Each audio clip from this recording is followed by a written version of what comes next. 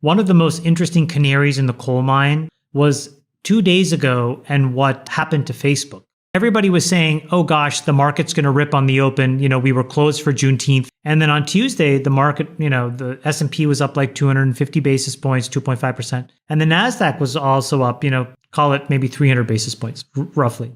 But Facebook was down like 400 points, right? So it's a big spread. And why is that?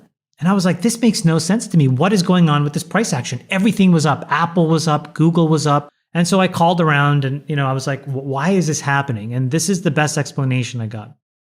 When you look at who the incremental buyer is in the stock market, it tends to give you a sense of whether prices can go up or will continue to go down. And the poorest informed buyer tends to be retail.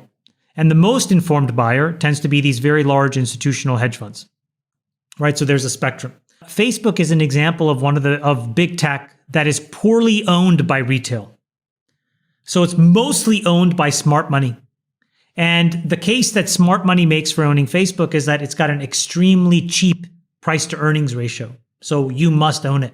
And what they said was that they, looking at the tea leaves of consumer demand, what they actually re-underwrote was that actually it's not that the price to earnings was cheap, it's that the E in PE was just wrong. And if they pass through all of these increases in inflation and, their earnings expectations into Facebook, it's actually more like fair value at a lower price. That's why they sold it so much on a day where the market was up. Now, why is that important? Well, eventually you're going to touch all these other stocks as well that are going to go through earnings revisions in this recession. This is where I think Wall Street has done a very poor job on behalf of retail.